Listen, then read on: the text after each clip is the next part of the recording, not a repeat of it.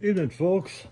I want to share with you tonight a little piece of American history, and it'll be short. Yeah, sure, you're saying, yeah, sure, anything from you will be short. Well, this is actually about Star Trek and the very first program that they started in 1966. I think it came out in September. I sure remember it because I watched all of them. And the reason I know just a little something about it is because I had the good fortune of having a dad who was in the Newark, New Jersey ironbound section as a steel salesman at the time. Actually, he worked there from 1940 onwards, basically until he died, excepting for the World War II years. Anyways, he got to know Mr. Roddenberry for a couple of years because Roddenberry was the entrepreneur kind of guy. Not only was he into films, but he was into everything. And well, when you're into everything, you need materials. And he was in, for whatever reason, the Newark area, and he dropped in out of the blue on my dad. And Dad was watching Star Trek along with all of us, so we recognized the name. Mr. Gene, okay. Well, it turns out they were born like within months of each other, and 1921, I think. Well, I know for my dad, I think it was 21 for Roddenberry, and they became friendly. I didn't meet him in person, that being Gene. I met Majel at science fiction conventions and asked her about this, but she had no idea because the relationship was awful complicated. And those who care about that kind of thing can Google Mr. Roddenberry and hear all that sort of stuff, which they shouldn't worry about anyhow. But anyway, he was one of those creative genius kind of guys to dream up Star Trek. And he talked about his ideas with my dad. They were like brothers, and my dad talked with him, that they had shared an interest in the Second World War. They were both Army men. And I suppose they might have talked about some of that stuff. I don't know, not having been privy to the conversations.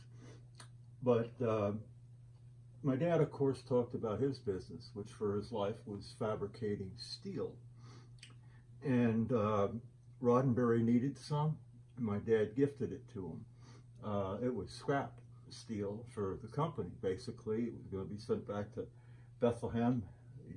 Steel used to be made in America. And so, we gave all our steel business to Japan, other foreign countries. Broke my dad's back when they did that, shut down U.S. Steel. But anyways, Gene Roddenberry needed steel for some wild project of his. And my dad was happy to oblige. He was in a position to do that. And so they were buddies. And on the topic of steel, Roddenberry happened to mention music, and I guess I might have had something to do with that because I was always musical, and my dad played a little bit of piano. His mother was my grandma. She died, when I was just one, so I never met her, but I hear tell she played ragtime piano.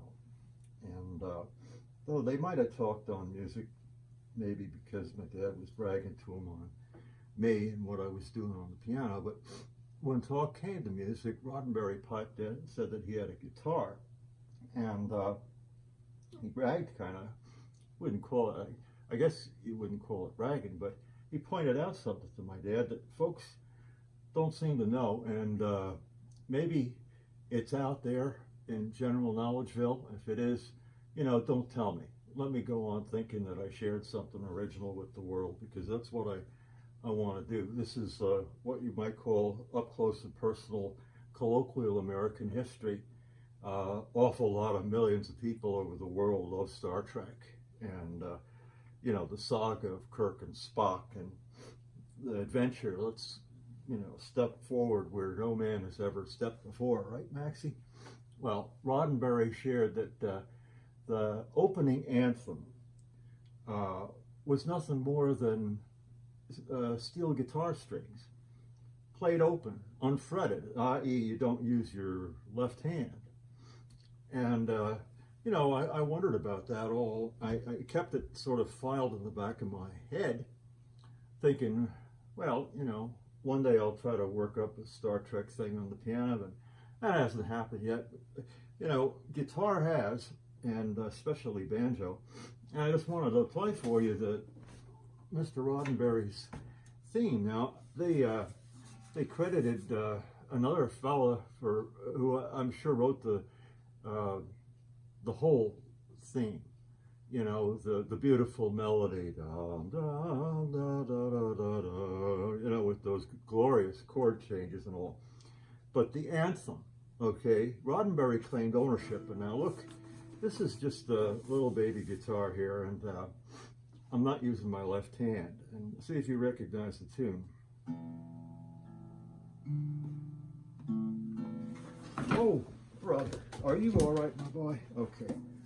Maxie survived. Thank you, God. You puppy, you good? Okay. All right, back to music.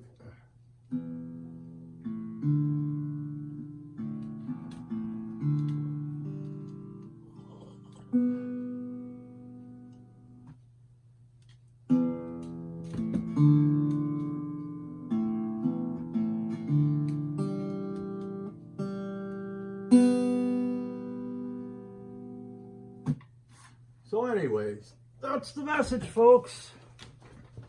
Have a good one. Might see you again later. Who knows?